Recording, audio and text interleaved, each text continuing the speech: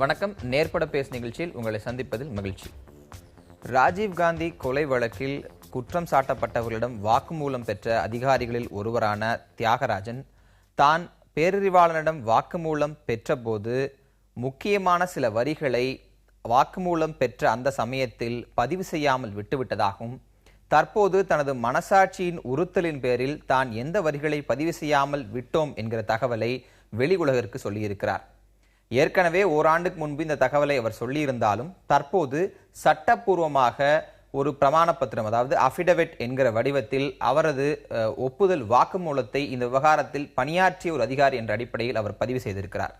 இந்த சூழலில் தியாகராஜன் முன்வைக்கக்கூடிய பல்வேறு கருத்துக்கள் இந்த வழக்கின் முக்கிய நபராக பார்க்கப்படக்கூடிய தூக்கு தண்டனையிலிருந்து தற்போது ஆயுள் தண்டனையாக இருந்திருக்கக்கூடிய பேரறிவாளன் உள்ளிட்டோரின் விடுதலைக்கு வழிவகுக்குமா, அல்லது இந்த வழக்கு மீண்டும் விசாரிக்கப்பட வேண்டும் என்கிற கோரிக்கையை நோக்கி தியாகராஜனின் இந்த புதிய தகவல் இட்டு செல்லுமா என பல கேள்விகள் எழுந்திருக்கின்றன.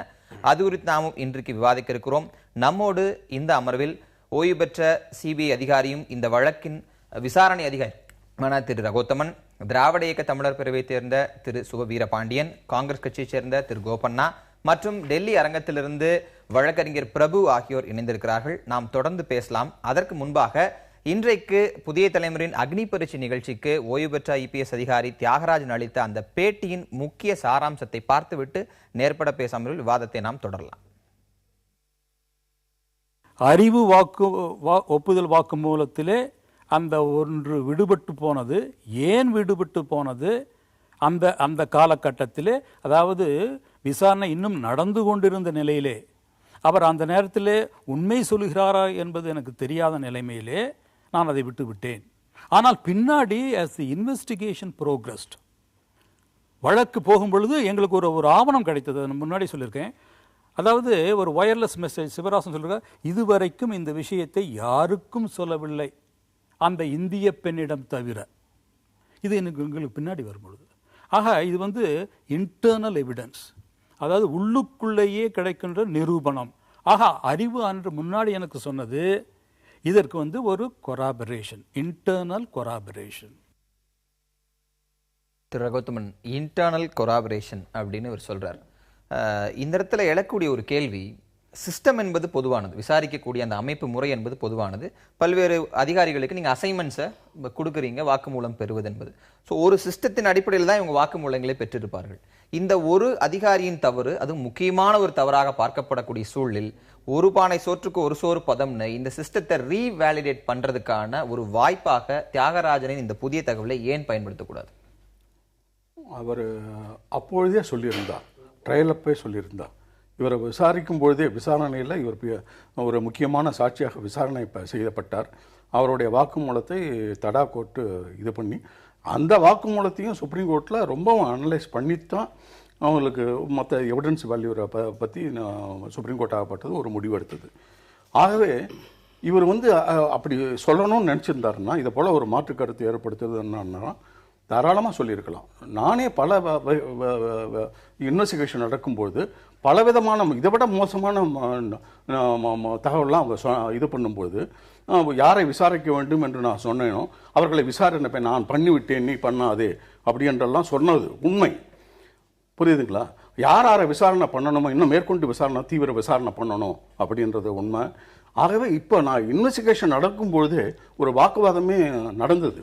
ஆகவே எல்லாரும் மனசு விட்டு இது நல்லது இது கெட்டது அப்படின்ற ஒரு மனப்பான்மையோடு தான் எல்லாம் பண்ணாங்க.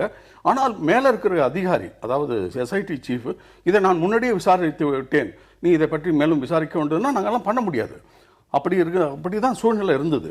ஆகவே இவர் ஒரு அதிகாரி அந்த தடா ஆக்ட் பிரகாரம் ஒரு சூப்பர்டென்ட் ஆஃப் போலீஸ் ஒரு கன்ஃபெஷன் ஸ்டேட்மெண்ட் எழுதலாம் அப்படின்றத ஒரு ப்ரொவிஷன் இருந்துச்சு.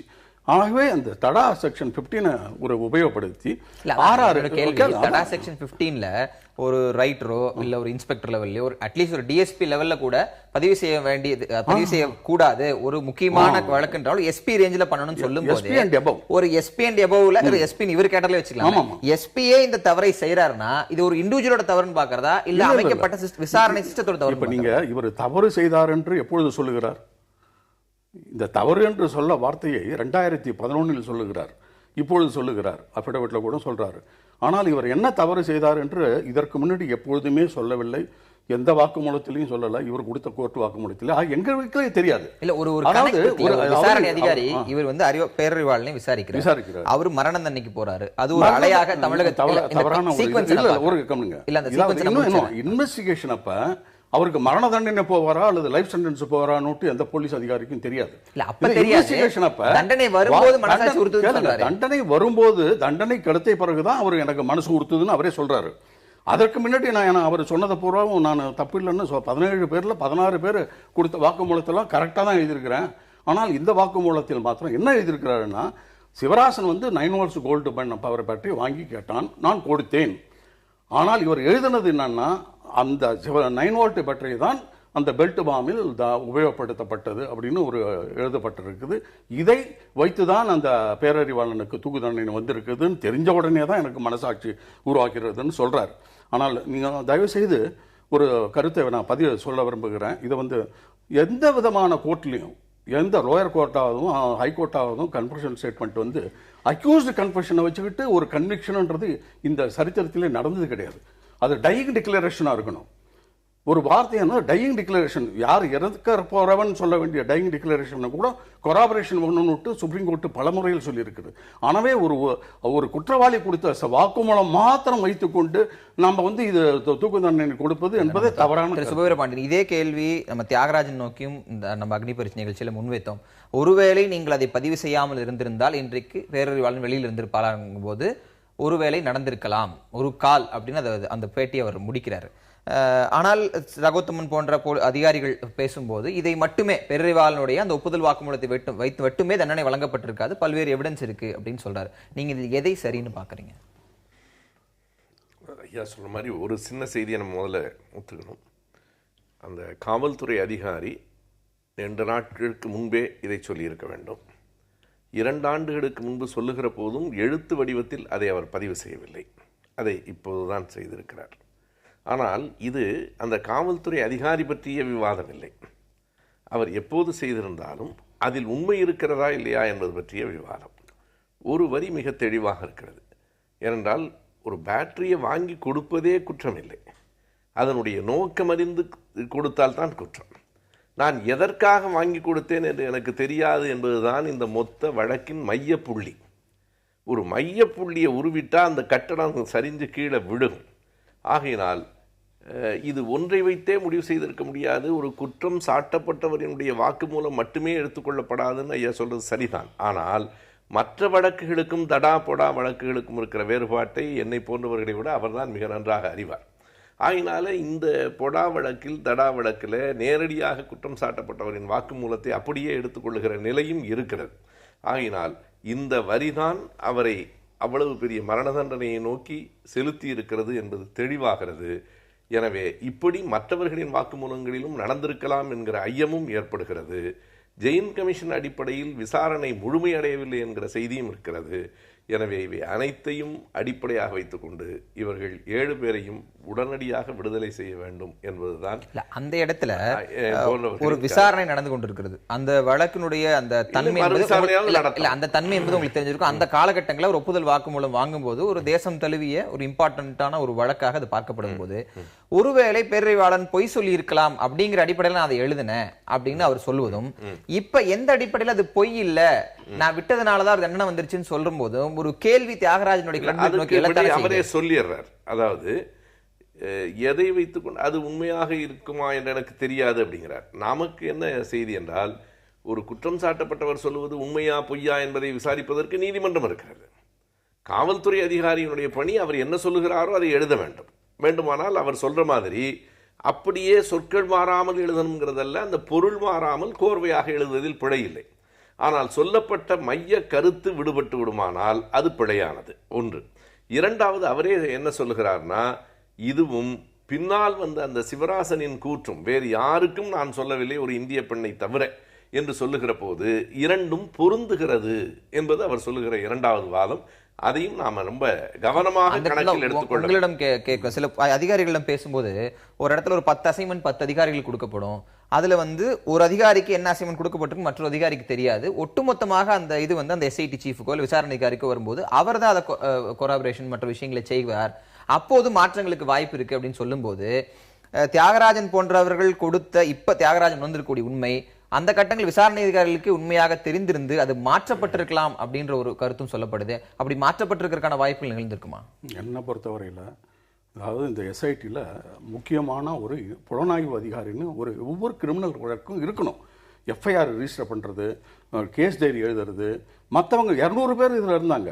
200 பேர் இன்வெஸ்டிகேட்டிங் ஆஃபீஸர் இருந்தாங்க. ஐஜி முதல் கொண்டு, டிஐஜி முதல் கொண்டு, ஈவன் டைரக்டர் கூட வெளிநாட்டில் போய் ஸ்டேட்மெண்ட் ரெக்கார்ட் பண்ணியிருக்காரு. ஆனால் அந்த எல்லாருடைய ஸ்டேட்மெண்ட் ஆகப்பட்டது, எல்லாருடைய கலெக்ட் பண்ண எவிடன்ஸ் ஆகப்பட்டது ஒரு முக்கிய புலனாய்வு அதிகாரி என்ற அதிகாரிக்கு வந்துதான் ஆக வேண்டும். அதாவது சீஃப் இன்வெஸ்டிகேட்டிங் ஆஃபீஸர் அதான் சிஸ்டம். இப்போ நான் கேஸ் டைரி எழுதுறேன், இவர் இந்த நாளில் இவர் விசாரிச்சிருக்கிறாரு, இப்போ இவர் வந்து ஸ்டேட்மெண்ட் கன்ஃபெஷன் ஸ்டேட்மெண்ட் எழுதியிருக்கிறாரு, சீல்டு கவரில் கொடுத்துருக்கிறாரு, அதை சப்மிட் பண்ணன்ட்டு நாங்கள் கேஸ் டைரியில் எழுதுறோம். கேஸ் டைரின்றது தான் ஒரு போலீஸ் அதிகாரினுடைய ஒரு டைரி. அதனால அனெக்சர்ஸ் அதனுடைய ஸ்டேட்மெண்ட்ஸ் எல்லாம் பக்கத்தில் இருக்கும். ஆகவே இந்த முதன்மை புலனாய்வு அதிகாரி என்ற ஒரே நோக்கத்தோடு நான் சொல்லுவேன் என்னவென்றால், இந்த வாக்குமூலமாகப்பட்டது இவர் எழுதும்போது மாத்திரம் அவன் அது தவறாக சொல்றாருன்னு இவர் சொல்றாரு. ஆனால் தயவு செய்து நான் சொல்றது, அவர் இருந்தது 1 நாளோ 2 நாளோ இல்லை, 30 நாள் இருந்தார் கஸ்டடி.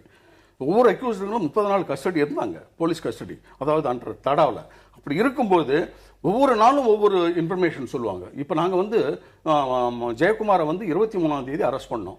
ஆனால் 7/7/91 தான் என்கிட்ட சொல்றாரு, இதை போல் ஐயா நான் சிவராசன் வீட்டை விட்டு போகும்போது என் வீட்டில் ஒரு குழி தோண்டி படுச்சு. அந்த வீட்டை நாங்கள் பல முறை சோதனை பண்ணியிருக்கிறோம். 23/6க்கு அப்புறம் பல முறை சோதனை பண்ணியிருக்கிறோம். ஆனால் அந்த ஒரு குழி இருக்குது, ஒரு புதைச்சி வைக்கப்பட்டிருக்கிற இன்ஃபர்மேஷன் எங்களுக்கு தெரியாது. ஆகவே 7/7 அன்னைக்கு ஒரு தகவல் சொல்கிறான். அது ஏன் சொல்கிறான் அப்படின்றதெல்லாம் ஒன்று, அதாவது நான் வந்து ரொம்ப சீரியஸாக மாட்டிகிட்டு இருக்கிறோமே, உண்மையை சொல்கிறது பெட்டர் அப்படின்றத ஒரு டெம்பரமெண்ட் அன்று வந்து அந்த அக்யூஸ்டுக்கு நிலைமை அப்பொழுது இருந்தது. நிலைமை தீவிரமடைய இன்செக்யூரிட்டி. ஆமாம், அதாவது நம்ம வந்து சொல்கிறத சொல்லிவிடும், அதுக்கப்புறம் இவங்க போய் எடுத்து இன்னொருத்தன் வந்து சொல்லிட்டான்னு வச்சுக்கா, அதை பாருங்க நம்மள மேலே ரொம்ப காய்ச்சப்படுவாங்க அப்படின்னு சொல்கிற ஒரு மனநிலை ஏற்பட்டு இவர் சொன்னதை நாங்கள் 7/7 போய் நான் தான் போய் அதை எடுத்தேன். அதே போல் விஜயன் வீட்லேயும் வந்து ஒரு குழி தோண்டி புதைக்கப்பட்ட ஒரு பேட்டரி 12 வாட்ஸ் பேட்டரி இருந்தது.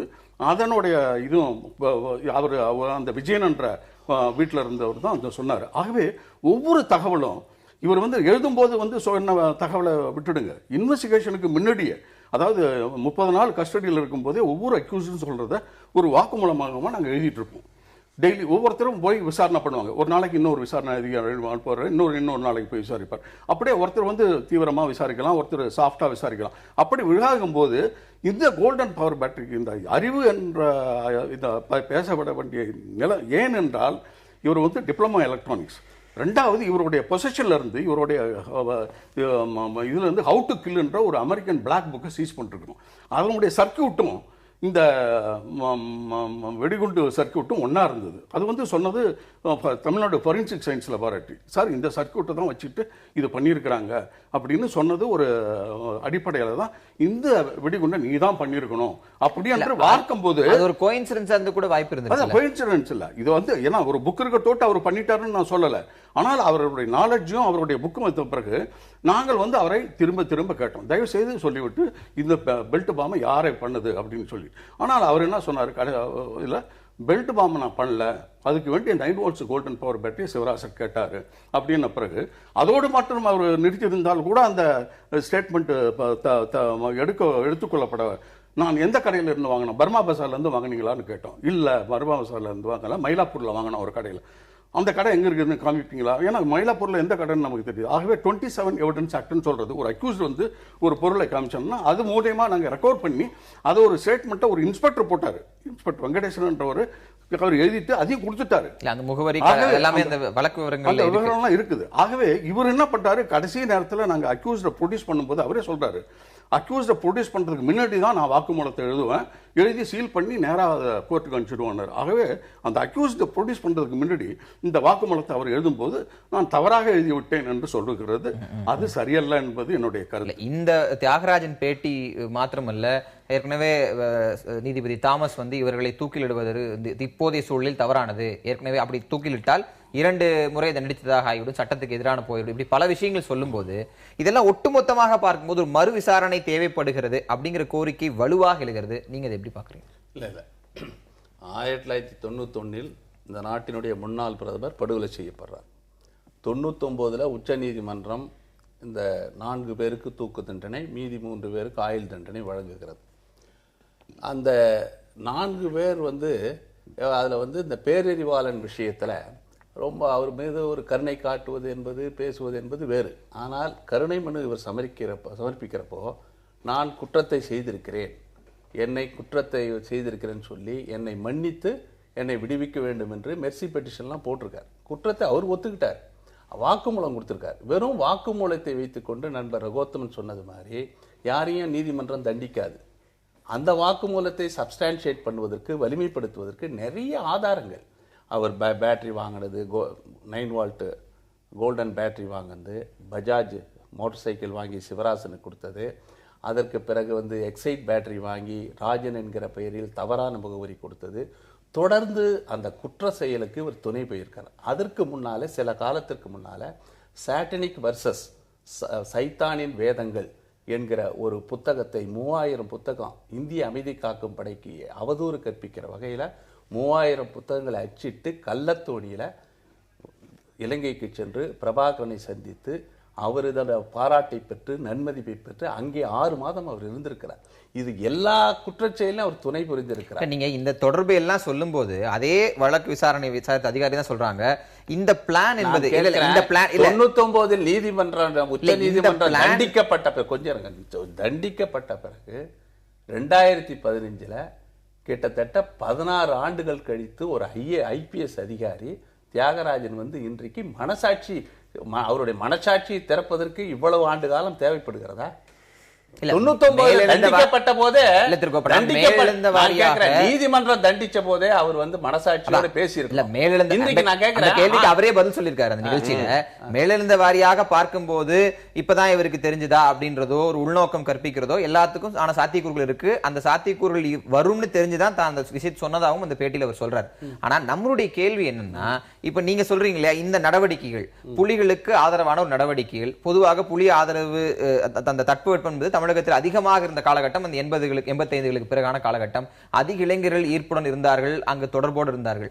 இதையெல்லாம் வைத்துட்டு ஒரு புறம் வைத்துவிட்டு இந்த சதி வழக்கில் இவர்களுக்கு தொடர்பு இருக்கின்றக்கான கான்கிரீட் எவிடன்ஸ் என்ன இருக்கு? இல்ல நான் சொல்றேன், கான்கிரீட் எவிடன்ஸ் என்ன இருக்கின்றது? உச்ச நீதிமன்றம் அந்த பேரறிவாளன், முருகன், சாந்தன் எல்லாரும் இந்த 7 பேர் மேலும் உரிய ஆதாரங்கள் எல்லாத்தையும் ஆய்வு செய்து, அதாவது நளினிக்காவது 2:1 KT தாமஸ் ஆயுள் தண்டனை கொடுத்தார், மற்ற 2 பேரும் தூக்கு தண்டனை கொடுத்தாங்க. இந்த பேரறிவாளன், அறிவு என்கிற பேரறிவாளன் விஷயத்துல ராஜீவ் படுகொலையில் சூத்திரதாரியாக செயல்பட்ட பேரறிவாளனுக்கு 3 நீதிபதிகளும் கன்கரண்டா தூக்கு தண்டனை கொடுத்திருக்காங்க. நீதிமன்றம் தீர்ப்பு வழங்கி இருக்கு. எந்த ஆதாரத்தின் அடிப்படையில் இல்லாமல் எந்த அடிப்படையில் தண்டிக்கப்பட்டார்? சூப்பர் நீதிபதியா இவர்? யார் இவரு? சரி, நம்ம தியாகராஜன் யாருன்னு அட்வொகேட் இருக்கார், அவரிடம் கேட்கலாம். திரு பிரபு, இந்த அபிடவிட் தியாகராஜன் கொடுத்திருக்கூடிய இந்த அபிடவிட் இந்த வழக்கில் என்ன மாதிரியான ஒரு திருப்பத்தை ஏற்படுத்தும் நினைக்கிறீங்க? அவரே சொல்றாரு, இது எனக்கு ஒரு அட்வர்ஸ் நெகட்டிவ் பப்ளிசிட்டி தான், இருந்த போதிலும் என் மனசாட்சியின் அடிப்படையில் இதை கொடுக்கிறேன்னு சொல்லும் போது இது சட்ட ரீதியாக என்ன ஒரு மாற்றத்தை இல்ல பொதுவான ஒரு கருத்தாக இது பேரறிவாளன் விடுதலைக்கு உதவும் அப்படின்லாம் எழக்கூடிய கருத்துக்கு வலு சேர்க்கும் நினைக்கிறீங்களா? செம்மல், இது அதுக்கு முன்னாடி இதுக்கு ஆன்சர் உங்களோட கொஸ்டினுக்கு முன்னாடி ஒரு 2-3 கிளாரிஃபிகேஷன் மட்டும். என்னென்னா, அண்ணன் சுபவி என்ன சொன்னாங்க, இப்படி 2015 தான் அவர் இந்த அஃபிடேவிட் கொடுக்குறாருன்னு. அதை கிளாரிஃபை பண்ணணும். அவர் 2013 முத அவர் இப்படி எக்ஸ்பிரஸ் பண்ண உடனே எங்களை கூப்பிட்டு அவர் நான் என்ன ஃபார்மில் கொடுக்கணும்னு அவரே டிக்டேட் பண்ணி அவர் அஃபிடேவிட் கொடுத்துட்டார். அதனால் அவர் இது சும்மா ஒரு விளம்பரத்துக்காகவோ அது மாதிரிலாம் கொடுக்கல. ரெண்டாவது இந்த இந்த இந்த வழக்கை பொறுத்த வரைக்கும் இது பேஸ்ட் ஆன் கன்ஃபெஷன் ஸ்டேட்மெண்ட்டுன்றது KT தாமஸ் 337 பேரா 337 கிளியராக சொல்கிறாரு. இந்த கன்ஃபெஷனை பேஸ் பண்ணி தான் இது பண்ணுறோன்னு. மூணாவது, இந்த இதை இந்த 7 பேருக்கும் 7 பேரோட தூக்கு தண்டனை, ஆயுள் தண்டனையை கன்ஃபார்ம் பண்ணும்போது 4 கேட்டகரியாக பிரிக்கிறாங்க. First category, second category, third category, fourth கேட்டகரின்னு. அந்த ஃபோர்த் கேட்டகரி ஸ்பாட்டுக்கு போனவங்க, அந்த குற்ற செயல் நடக்கும்போது அந்த ஸ்பாட்டில் இருந்தவங்க நளினி அதில் இது பண்ணுறாங்க. தேர்டு கேட்டகரியில் வந்து இவங்க குற்றம் நடந்ததுக்கப்புறம் குற்றவாளிகளுக்கு ஹார்பரிங் பண்ணாங்க அப்படின்னு ரவிச்சந்திரன்லாம் அந்த கேட்டகரியில் வராரு. செகண்ட் கேட்டகரியில் வந்து எய்ட்ஸ் யார் யாரெல்லாம் உதவியாக இருந்தாங்க அப்படின்றதுல பயாசும் ஜெயக்குமார் வராங்க. ஃபர்ஸ்ட் கேட்டகரி வந்து கான்ஸ்பிரசியோட நாலேஜோடு இருக்குது அப்படின்னு சொல்கிறதுல தான் இவங்க 3 பேரும் சாந்தன், முருகன், பேரறிவாளன் 3 பேர் வர்றாங்க.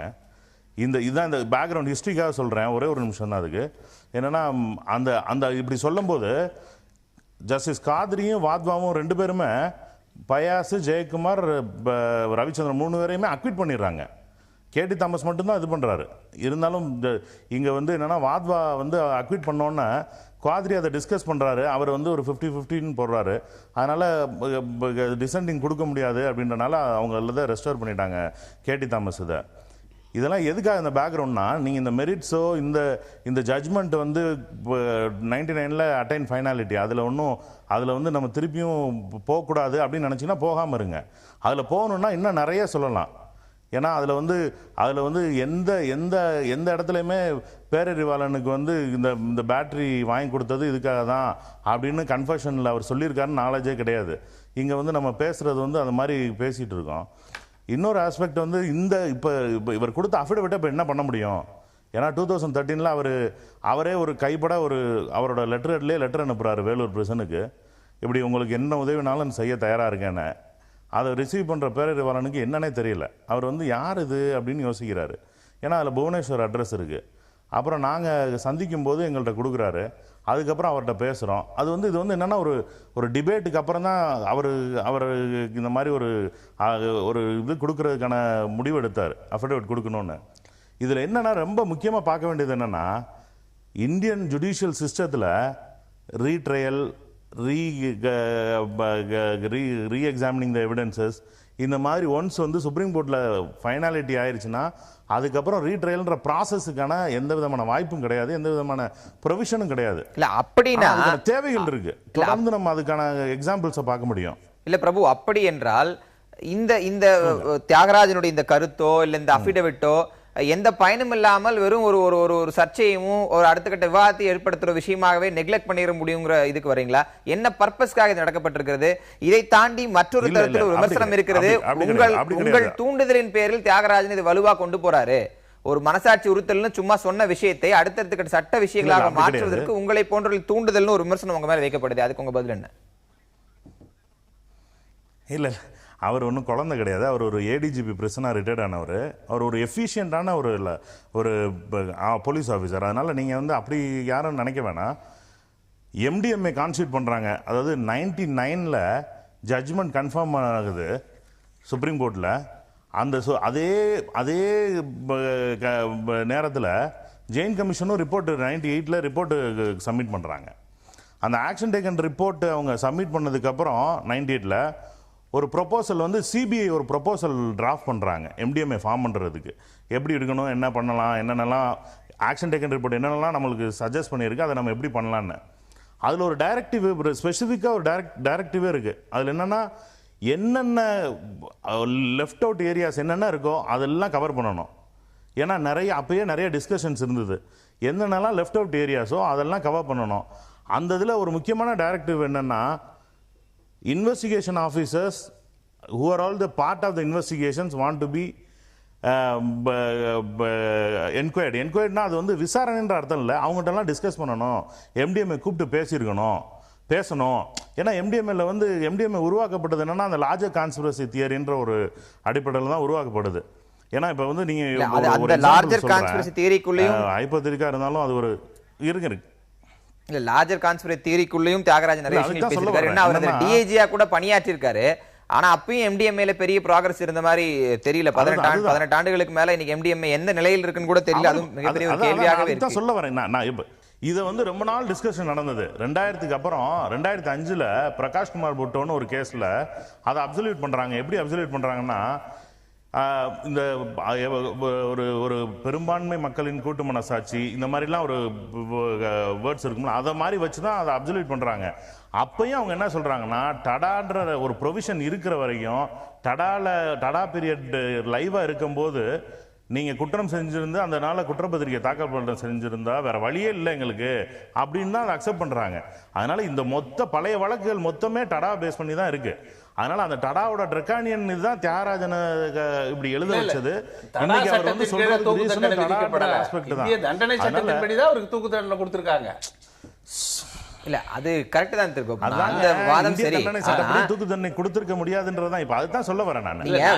பேஸ் எங்க எழுதப்படுதுன்னு இருக்குல்ல, இது ஒரு நீதிமன்றம் வழங்கிய பிறகு தூக்கு தண்டனை வழங்கிய பிறகு பேரறிவாளன் மற்றும் அந்த குற்றவாளிகள்லாம் கொடுத்த வாக்குமூலத்தை அதற்கு வலுவான சாட்சியங்கள்லாம் இருப்பதை ஆய்வு செய்து 3 நீதிபதிகளும் ஏகமனதாக இவருக்கு தூக்கு தண்டனை கொடுத்திருக்காங்க. இவர் தண்டிக்கப்பட்டிருக்கார். இவர் ஒரு குற்றவாளி, ராஜீவ்காந்தி படுகொலையில் சம்பந்தப்பட்ட குற்றவாளி என்று உச்ச நீதிமன்றம் தீர்ப்பு வழங்கிய பிறகு ஒரு போலீஸ் அதிகாரி, சிபிஐ மத்திய புலனாய்வுத்துறை அதிகாரி அவர் வந்து சொன்ன அதே விஷயத்தை மறுபடியும் சொல்றீங்க. இந்த இடத்துல எனக்கு எழக்கூடிய கேள்வி என்னன்னா, உச்சநீதிமன்றத்துல போறக்கூடிய வழக்குகள் வந்து கிரவுண்ட் ஜீரோல இருந்து விசாரிச்சு தீர்ப்பு கூட வழங்கக்கூடிய வழக்குகள் கிடையாது.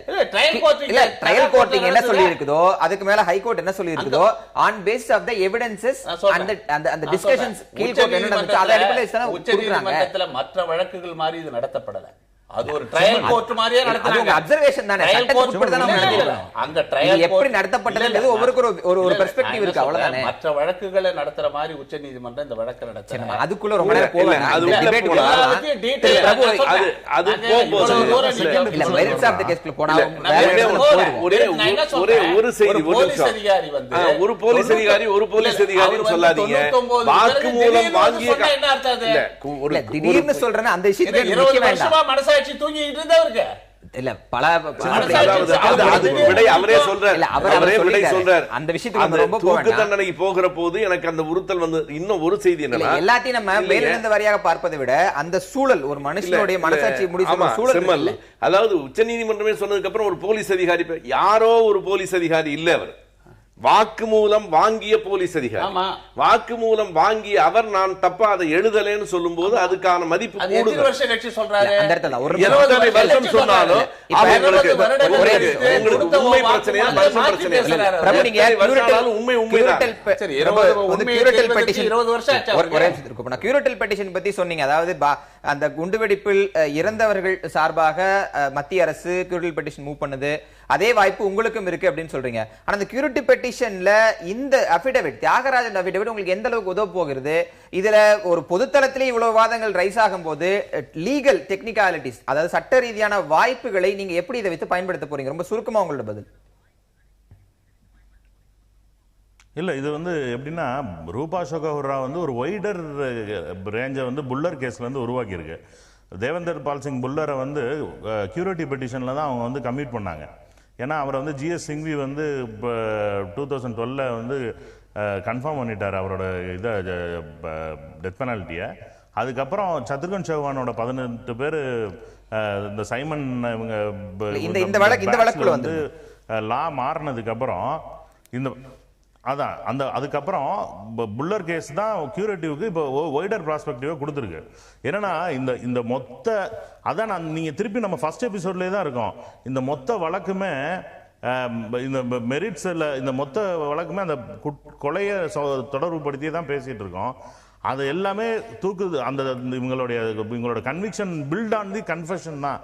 அதை வந்து கோர்ட் ஒத்துக்குது. கேடி தாமஸ் ஒத்துக்கிறாரு, வாத்வா ஒத்துக்கிறாரு, காத்ரி ஒத்துக்கிறாரு. இவங்கெல்லாம் இப்போ நம்ம பேசுறதுக்கு அர்த்தமே இல்லை. ஏன்னா கோர்ட் வந்து கன்ஃபெஷனை பேஸ் பண்ணி தான் நாங்கள் கொடுக்குறோன்னு தடா கோர்ட் சொல்லியிருக்கு. அதை நாங்கள் கன்கரண்ட் வியூவில் நாங்கள் ஒத்துக்கிறோன்னு சொல்கிறாங்க. அதனால் இப்போ செகண்ட் எபிசோடு ஒன்று இருக்குது. என்னென்னா, இந்த பெண்டிங் கேஸ் ஒன்று இருக்குது. அதாவது இன்வெஸ்டிகேஷன் இன்னும் பெண்டிங்காக இருக்குது. எப்படின்னா 2099 ஒரு ப்ரொபோசல் கொடுக்குது இவங்க எம்டிஎம்ஏ உருவாக்குறதுக்காக. அதை பேஸ் பண்ணி எம்டிஎம்ஏ உருவாகுது. 2000லேருந்து இந்த 2016 வரைக்கும் எம்டிஎம்ஏ ஒரு 68 சீல்டு கவர் கொடுத்துருக்காங்க. அந்த 68 சீல்டு கவர் இன்னும் ஓப்பன் பண்ணாத சீல்டு கவர். என்ன இன்வெஸ்டிகேஷன் பண்ணல. அதில் சில சில சில சில டாக்குமெண்ட்ஸ் மட்டும் நாங்கள் ஆர்டிஐயில் இங்கே ஹோம் மினிஸ்டர்லேருந்து வாங்கினோம். அதில் என்னன்னா இந்த இன்வெஸ்டிகேஷன் இவ்வளோ நாள் என்ன பண்ணியிருக்கு அப்படின்னு யாருக்காவது ஒருத்தருக்கு சொல்லணும். ஹோம் மினிஸ்டர் ராஜ்நாத் சிங்கோ இல்லாட்டின்னா சிபிஐ டைரக்டர் வந்து யாராவது ஒருத்தருக்கோ ஏதாவது ஒரு வகையில், ஏன்னா இது வந்து ஒரு பெரிய முன்னாள் பிரதமர் அப்படி இப்படின்னு நம்ம டயலாக் மட்டும் பேசக்கூடாதுல்ல. ஏன்னா இந்த பெரும் பகுதி 2000 இருந்து 2015 வரைக்கும் கொலை செய்யப்பட்டவர் அந்த நோக்கத்துக்கு வரல, அத சொல்ல வரல. 25 வருஷம் அவர் கேட்கிற கேள்வியோட சாராம்சம் முன்னாள் பிரதமர்னு சொல்லக்கூடிய இல்ல இல்ல இல்ல நீங்க அந்த வார்த்தையை மட்டும் பார்க்காதீங்க. இல்ல இல்ல எலக்குடி இல்ல இல்ல எலக்குடி கேள்வி 91ல அவர் கொல்லப்பட்டு இல்ல அவர் கேள்வியில ஒரு நியாயம், அவர் கேள்வி ஒரு நியாயம் இருக்கு. எம்டிஎம்ஏ அமைக்கப்பட்ட பிறகு 10 ஆண்டுகள் காங்கிரஸ் தலைமையிலான ஐக்கிய முற்போக்கு கூட்டணி அரசு ஆட்சியில் இருந்தது. எம்டிஎம்ஏ இந்த விஷயத்தில் இருக்கக்கூடிய லார்ஜர் கான்ஸ்பிரசி, ஒரு நிமிஷம் முடிச்சிருக்கேன், கேள்வி முடிச்சிருக்கேன். சர்வதேச சதி இருக்கிறதா இல்ல உள்நாட்டு சதி இருக்கிறதான்றதை தெளிவுபடுத்த வேண்டிய பொறுப்பு அந்த எம்டிஎம்ஏ கொடுக்கப்படுகிறது. இந்த 10 ஆண்டு காலமும் எம்டிஎம்ஏ எதுவுமே செயல்படலையே. எதுவுமே செய்யல. நீங்க பாரத பிரதமர் ராஜீவ் காந்தி எம்டிஎம்ஏ செயல்பட தீவிரப்படுத்திருக்கலாமே. இல்ல இல்ல இல்ல எதுவுமே செய்யலன்னு சொல்லாதீங்க. இல்ல எதுவுமே அதான் அவரோட கேள்வி. இல்லங்க மூடப்பட்ட உரைகள் திறக்கப்படாம நீங்க 68 கவர்ல 45 கவர் அந்த 9 ஆண்டு கால ஆட்சி காலத்துல தானே போச்சு. ஒரு நிமிஷம். அதாவது 68 சீல்டு கவர்ல கொடுத்திருக்காருன்னு அவரே சொல்றாரு. இதை யாரும் திறக்க கூடாதுன்னு எந்த லாவுல சொல்லுது? இல்ல அதுதான் அவருடைய கேள்வி. இல்ல இல்ல எந்த ஜட்ஜ் ஆகப்பட்டவர் எந்தவித ரிப்போர்ட்டும் கொடுத்தா சீல்டு கவரை கொடுத்து ஏன் அவர் ஓபன் பண்ணி பார்க்கல? யாராவது சொன்னாங்களா? அவர் சொல்ல வந்த நோக்கம் என்னன்னா, நீங்க முன்னாள் பிரதமர் சொல்லிட்டு இருக்கோம், ஜட்ஜ் கேட்க சொல்லுங்க. இல்ல அதான் அவர் நோக்கி தான் அவர் கேட்கிறாரு. சுருக்கமா நீங்க பேச வந்ததை முடிச்சிருங்க பிரபு.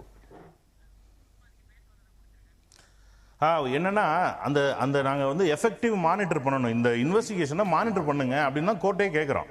ஏன்னா அது சீல்டு கவரில் வைக்கிறதுல அர்த்தம் இல்லை. இந்த சீல்டு கவர்லாம் ஓப்பன் பண்ணி பாருங்க, எம்டிஎம்ஏ சரியான பாதையில் போகுதான்றது. ஏன்னா எம்டிஎம்ஏ பர்பஸ் இருக்குல்ல, வெறும் இன்ஃப்ராஸ்ட்ரக்சருக்கு மட்டும் 8 கோடி ரூபா செலவழிச்சிருக்காங்க 2000. அதுக்கப்புறம் 15 வருஷத்துல கிட்டத்தட்ட ஒரு 200 கண்ட்ரிக்கு ஃப்ளை பண்ணியிருக்காங்க. லெட்டர் ஆஃப் ரெகாட்ரி எல்லா கண்ட்ரிஸும் கொடுத்துருக்காங்க. இன்னும் பெண்டிங் இருக்கு, எல்லாமே டாக்குமெண்ட்ல இருக்கு. கிட்டத்தட்ட 200 கோடி ரூபாய்க்கு மேல இந்த எம்டிஎம்ஏ செலவழிச்சிருக்கு. இது வந்து என்னன்றத எஃபெக்டிவா மானிட்டர் பண்ணுங்கன்னு தான் பேரறிவாளன் கேட்கிறாரு. நம்ம தொடர்ந்து பேசலாம் பிரபு. நீங்க இந்த வழக்குல வந்து எம்டிஎம்ஏ கேட்க முடியாது. எம்டிஎம்ஏ அமைக்கப்பட்டதன் நோக்கம், ஜெயின் கமிஷனோட நோக்கம், இதெல்லாம் ஒப்பிட்டு பார்க்க ஒரு லார்ஜர் கான்ஸ்பிரசி. வெறும் எல்டிடி மட்டும் இதில் தொடர்புடையவர்களாக இருக்க வாய்ப்பில்லை, வேறு காரணங்கள் இருக்குன்னு அந்த பல காரணங்களை அவங்க சொல்றாங்க. நம்ம நேரம் கருதி அதை பேச முடியாது. இப்ப தியாகராஜனோட பேட்டியிலையும் அவர் என்ன சொல்றாருன்னா, நாட் ஓன்லி ஒரு கான்சென்ட்ரிக் சர்க்கிள் அப்படின்னு சொல்றாரு. ஒரே ஒரு வட்டத்துக்குள்ள வரக்கூடிய விஷயம், இதை வந்து அப்படி பார்க்க முடியாது, ஒரு தனிப்பட்ட இயக்கத்தை பார்க்க முடியாதுன்னு சொல்றாரு. அப்ப மறுபுறத்தில் வரக்கூடிய விமர்சனம், எல்டிடி மீது இருக்கக்கூடிய கரையை ஓரளவுக்காவது துடைக்க தியாகராஜனின் பேட்டி உதவுகிறது, அதை இவர்கள் பயன்படுத்துகிறார்கள் விமர்சனம் அந்த பேட்டி நோக்கி வைக்கப்படுது. அந்த விமர்சனத்தை நீங்க எப்படி பாக்குறீங்க? அந்த விமர்சனத்தை நீங்க தியாகராஜன் சொல்றதை விட பிரபாகரன் சொல்லியிருந்தானா நான் நேற்றிருப்பேன். இதே பிரபாகரன் ஆகப்பட்டது இன்வெஸ்டிகேஷன் ஸ்டேஜில் பிபிசியில் சூசைட் கில்லர்ன்ற ஒரு இன்டர்வியூவில் போட்டோம். இன்வெஸ்டிகேஷன் நடந்துட்டு இருக்கு. அப்போ பிபிசி கரஸ்பாண்டன்ட் போய் இது வந்து அபாண்டகரமான குற்றச்சாட்டு, இந்திய போலீஸ்காரங்க என்னை ஃபேப்ரிகேட் பண்ணுறாங்கன்னு வாக்குமூலம் அவர் கொடுத்தது. நாங்கள் விசாரணை பண்ணல. ஆனால் இதே வந்து கிளிநொச்சியில் வந்து ஒரு ஆல் இண்டியா பிரஸ் கான்ஃபரன்ஸ்ல வந்து இது துயரகரமான சம்பவம், இதை பத்தி கேட்க கூடாது அப்படின்னு சொல்லிட்டாரு. 2009 ஆண்டன் பாலசிங்கம் தியாலஜிஸ்ட் சொல்றாரு, நாங்கள் தான் இந்த பெரிய ஹிமாலயன் பிளண்டர் பண்ணி விட்டோம், இந்தியா எங்களை மன்னித்து இப்பொழுது ஏதாவது ஒரு வழி காமிக்க வேண்டும், இந்தியா ஷுட் இன்டர்ஃபியர். 2009 வார்ல நடந்துட்டு இருக்கும்போது 2006 சொல்றாரு ஆண்டன் பாலசிங்கம், அப்படி சொல்லுகிறாரு. ஆகவே தியாகராஜனை விட்டு விடுங்க, எனக்கு தியாகராஜன் பற்றி அவருடைய எவிடன்ஸ் மாதிரி என்ன போலதான் அவரும். ஆகவே அந்த குற்றவாளிகிட்ட இருந்தே ஒரு செய்திகள் வருகிறது என்று சொன்னாலே அதுதான் முக்கியம். நான் என்ன சொல்றேன்னா, எல்டிடியினுடைய தலைவரே ஒப்புத்து கொண்டு விட்டாரு. இவங்க இந்த அஃபிடவிட்டை வச்சுக்கிட்டு அந்த எப்படி தொடக்க முடியும்?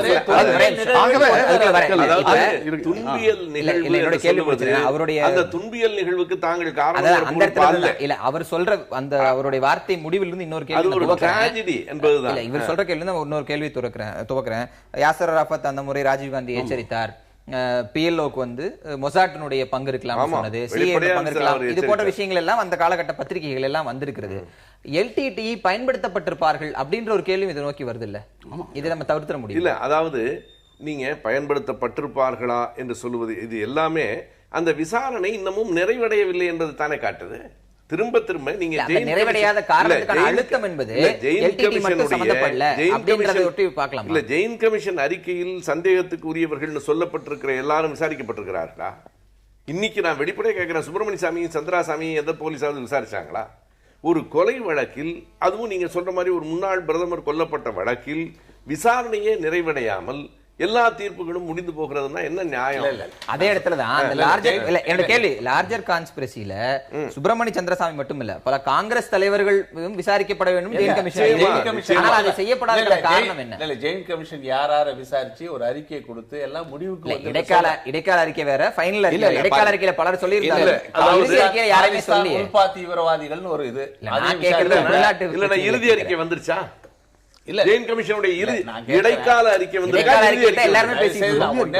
இறுதி அறிக்கையில வந்திருக்கா? இதெல்லாம் இடைக்கால அறிக்கையில இருக்கிற மென்ஷன்ஸ் எதுவுமே இறுதி சொல்ல எல்லாமே இடைக்கால அறிக்கையில இருக்கிறது. இறுதி அறிக்கையில இதெல்லாம் இருக்கா? ஜெயின் கமிஷன் சப்மிட் பண்ண இன்டரிம் ரிப்போர்ட்ல அரசியல் தலைவர்கள் பேர் இருக்கு, ஆனா ஃபைனல் ரிப்போர்ட்ல அது இல்லையே. இல்ல, நான் கேட்கிறேன், இதுல யாரை காப்பாற்றுவதற்கு இவ்வளவு தீவிர முயற்சி? நான் கேட்கிறேன். 99ல உச்ச நீதிமன்றம் நிரபராதிகளை காப்பாற்றுவதற்கு பேரறிவாளன் கருப்பு கேக்குறாங்க. நீங்க யாரை கொலை செய்வதற்காக யாரையும் வந்து நிரபராதிகளாக இருந்தால் சொல்றேன், உச்ச நீதிமன்றம் நாளைக்கு இவர்களை விடுவிக்க வேண்டும் முடிவெடுத்தால் அதை நாங்கள் ஏற்றுக்கொள்கிறோம். ஆனால் அதே நேரத்தில் பேரறிவாளன் நிரபராதி என்பதை நான் ஏற்றுக்கொள்ள மாட்டேன். நீதிமன்றம் ஒரு குற்றவாளியை வந்து நான் கேட்கிறேன், குற்றவாளி நீதிமன்றத்தாலே தண்டிக்கப்பட்டவர், தூக்கு தண்டனை விதிக்கப்பட்டவரை காப்பாற்றுவதற்கு என்ன முயற்சி? ராஜீவ் காந்தி என்ன பாவம் செய்தார்? ஒரே ஒரு செய்தி சொல்றேன். இப்ப தடா நீதிமன்றம் 26 பேருக்கும் தூக்கு தண்டனை வழங்குச்சு. தடா நீதிமன்றம் ஒருவேளை உச்ச நீதிமன்றம் இல்லைன்னு சொன்னா 26 பேரும் குற்றவாளி நீங்க சொல்றீங்க. கொஞ்சம் இருங்க, உச்ச நீதிமன்றம் விடுவிச்சிருக்கு, கொஞ்சம் இருங்க. ஆனால் உச்ச நீதிமன்றத்துக்கு மேல இன்னொரு நீதிமன்றம் இல்லை என்பதனால உச்ச நீதிமன்றம் தியாகராஜனுடைய பேட்டிகளுடைய ஃபைனல் சாராம்சத்துக்குள்ள வந்து இந்த டிபேட்டை நான் நிறைவு செய்யலாம் நினைக்கிறேன். MDMA லார்ஜர் கான்ஸ்பிரசிங்கிறது இந்த வழக்குல ரெண்டு பகுதி இருக்கு. ஒன்று, இவர்கள் தண்டிக்கப்பட்டது, இவர்களுக்கான தண்டனை குறைப்பு, இது வேணுமா வேணாமாங்கிற விவாதம். இதை தாண்டி அவிழ்க்கப்படாத ஒரு முடிச்சாக இருக்கிறது MDMA-வும் அந்த லார்ஜர் கான்ஸ்பிரசியும். அதற்கு இந்த தருணத்திலாவது ஆட்சியில் இருந்த போது செய்யாத விஷயத்தை எதிர்க்கட்சியாக இருக்கும் போதாவது காங்கிரஸ் கட்சி வலியுறுத்துமா? இந்த உண்மை இல்ல, MDMA விசாரணையில மீண்டும் பேரறிவாளன் தரப்பு குற்றம் என்றே சொல்லிவிடலாம், அது பிரச்சனை கிடையாது, அவங்க சொல்லலாம், சொல்லாம போலாம். ஆனால் அந்த உண்மை வெளிவர வேண்டும் என்பதில் காங்கிரஸ் கட்சிக்கு அக்கறை இருக்கிறதா? எங்களை பொறுத்த வரைக்கும் உச்ச நீதிமன்றம் ஒரு தண்டனை வழங்கி இருக்கிறது. அந்த தண்டனையிலே விடுதலை புலிகள் சம்பந்தப்பட்டார்கள் என்பது உறுதி செய்யப்பட்டிருக்கு, தண்டிக்கப்பட்டிருக்காங்க. இன்னைக்கு வந்து அது வந்து நீதிமன்றத்தில் இருக்கு. நீதிமன்றம் என்ன சொல்லுகிறோம் அதை நாங்கள் ஏற்றுக்கொள்றோம், எல்லாம் ஏற்றுக்கொள்ளலாம்.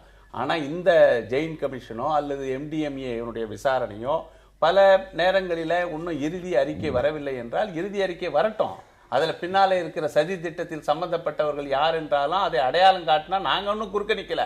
ஏற்கனவே தண்டிக்கப்பட்டவர்களே ஒன்னும் தண்டனை நிறைவேற்ற முடியாத நிலையில நான் என்ன சொல்றேன், எதற்காக இந்த 19 பேர் வழக்கில் காட்டிய தீவிரத்தை MDMA விசாரணை தீவிரப்படுத்துவதில் ஏன் காங்கிரஸ் அரசு காட்டவில்லை? இல்ல ஏன் காட்டல? அது வந்து இந்தியா உலகம் ஃபுல்லா போயிட்டு வந்தாங்க, விசாரிச்சாங்க. CBI போச்சு, சந்திரசாமியை விசாரிச்சாங்க, யாசர் அரஃபத்தை விசாரிச்சாங்க. யார கலிஸ்தான் 2015 இடைக்கால அறிக்கையே நீங்க வந்து அது ஒரு பொருட்டாவே நினைக்கலன்னா விசாரணை மரகதன் சந்திரசேகர எல்லாம் விசாரிச்சு எதுலயும் ஆதாரம் இல்லைன்னு சொல்லிட்டாங்க. சரி, நம்ம நிறைய விவாதிக்க வேண்டியதுக்கான போதுமான நேரம் இல்லாதனால அதை நான் நிறைவு செய்யறேன்.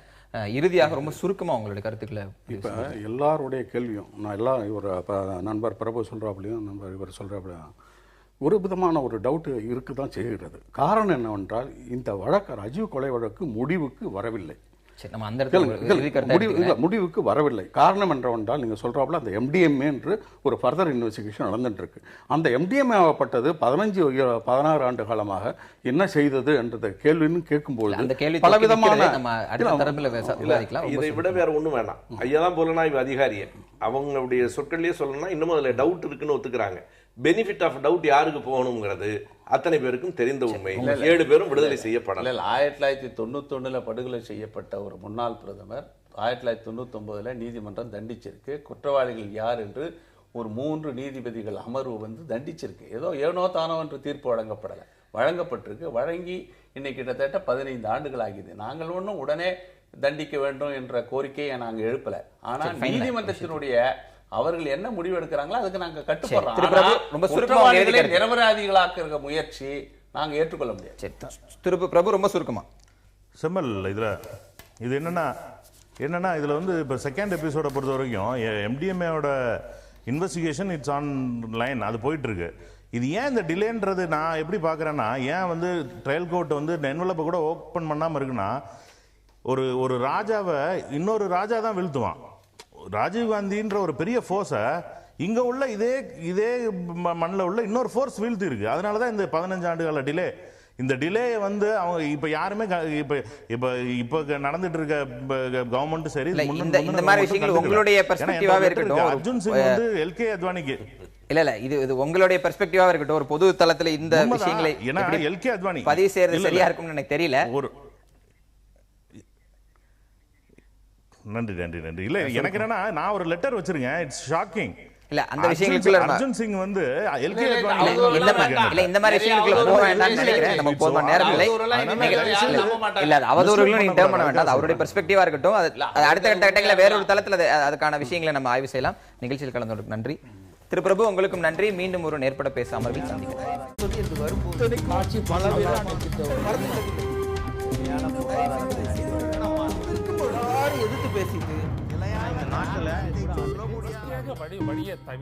மக்கள் தங்களுடைய பங்களிப்பை அளிக்க வேண்டும்.